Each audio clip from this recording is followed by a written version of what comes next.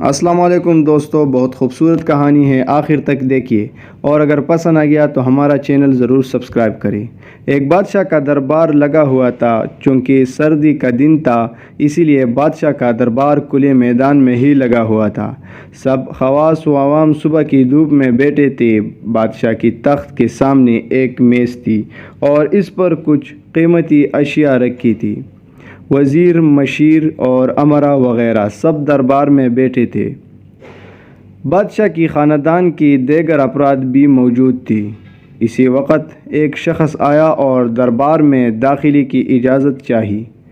اجازت مل گئی تو اس نے کہا، میرے پاس 2 اشیاء ہیں۔ میں ہر ملک کے بادشاہ کے پاس گیا ہوں اور اپنی اشیاء کو بادشاہ کے سامنے رکھتا ہوں، پر کوئی فرق جان نہیں پاتا۔ تمام ہار چکے ہیں اور میں ہمیشہ کامران و کامیاب ہو کر لوٹتا ہوں۔ اب آپ کے ملک میں آیا ہوں۔ بادشاہ نے کہا، کیا اشیاء ہیں؟ تو اس نے دونوں اشیاء بادشاہ کے سامنے میز پر رکھ دی۔ وہ دونوں اشیاء دیکھنے میں بالکل ایک جیسی جسامت، یکساں رنگ، یکساں چمک، گویا کہ یہ دونوں اشیاء ایک دوسرے کی نقل محسوس ہوتی تھی۔ بادشاہ نے کہا، یہ دونوں اشیاء تو بالکل ایک جیسی ہیں۔ تو اس شخص نے کہا، جی ہاں، دکھائی تو ایک سے ہی دیتی ہے، لیکن ہے مختلف۔ ان میں سے ایک ہے بہت قیمتی ہیرا اور ایک ہے شیشہ۔ بظاہر یہ دونوں ایک سے ہیں۔ کوئی آج تک یہ نہیں پہچان سکا کہ کون سا ہیرا ہے اور کون سا شیشہ۔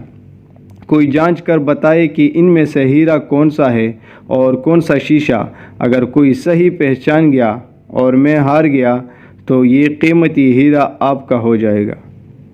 لیکن شرط یہ ہے کہ اگر کوئی پہچان نہیں پایا تو اس ہیرے کی جو قیمت ہے، اتنی رقم آپ کو مجھے بطور انعام دینا ہوگی۔ اسی طرح میں کئی ممالک سے جیت کر آیا ہوں۔ بادشاہ نے کہا، میں تو نہیں پہچان سکتا۔ وزیر و مشیر بولے، ہم بھی جانچ نہیں سکتے کیونکہ دونوں بالکل ایک جیسے ہیں۔ سب کو گمان تھا کہ اب تو شکست ہی مقدر ہے، لیکن شکست پر انعام کا مسئلہ بھی نہیں تھا کیونکہ بادشاہ کے پاس بہت دولت تھا۔ بادشاہ کی عزت کا مسئلہ تھا کیونکہ تمام عالم میں یہ مشہور تھا کہ بادشاہ اور اس کی رعایا بہت ذہین ہے اور اسی طرح ان کی سبکی ہوتی۔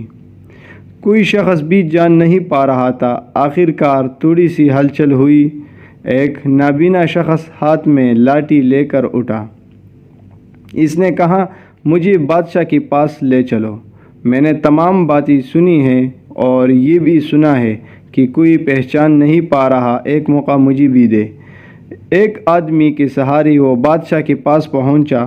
اس نے بادشاہ سے درخواست کی کہ ایسے تو میں پیدائشی نابینا ہوں، لیکن پھر بھی مجھے ایک موقع دیا جائے جس میں بھی ایک بار اپنی ذہانت کو جان سکوں، اور ہو سکتا ہے کہ کامیاب بھی ہو جاؤں، اور اگر کامیاب نہ بھی ہوا تو ویسے بھی آپ تو ہارے ہوئے ہیں۔ بادشاہ کو محسوس ہوا کہ اسے موقع دینے میں کیا حرج ہے۔ بادشاہ نے کہا کہ ٹھیک ہے۔ اس نابینا شخص کو دونوں چیزیں چونے کے لیے دے دی گئی اور پوچھا گیا، اس میں کون سا ہیرا ہے اور کون سا شیشہ؟ یہی آپ کو معلوم کرنا ہے۔ اس آدمی نے ایک لمحے میں کہہ دیا کہ یہ ہیرا ہے اور یہ شیشہ۔ جو آدمی اتنی جگہوں سے جیت کر آیا تھا وہ بہت حیران ہو گیا اور کہا، ٹھیک ہے، آپ نے صحیح پہچانا، آپ کو مبارک ہو، اپنے وعدے کے مطابق اب یہ ہیرا بادشاہ کا ہوا۔ تمام لوگ بہت حیران ہوئی کہ ایک نابینا شخص نے کیسے جان لیا کہ اصل ہیرا کون سا ہے، اور سب نے یہی سوال اس نابینا شخص سے کیا۔ اس نابینا شخص نے کہا کہ سیدھی سی بات ہے، دھوپ میں ہم سب بیٹھتے ہیں، میں نے دونوں کو چھو کر محسوس کیا، جو ٹھنڈا رہا وہ ہیرا، جو گرم ہو گیا وہ شیشہ۔ اسی طرح زندگی میں بھی جو شخص سخت اور مشکل حالات میں گرم ہو جائے اور حالات کا سامنا نہ کر سکے وہ شیشے کے مانند ہے، اور جو تمام حالات میں ٹھنڈا رہے وہ ہیرے کے مانند ہے۔ کہانیاں پڑھنے کے شوقین حضرات میرے چینل کو سبسکرائب کریں اور روزانہ کہانیاں پڑھیں۔ شکریہ۔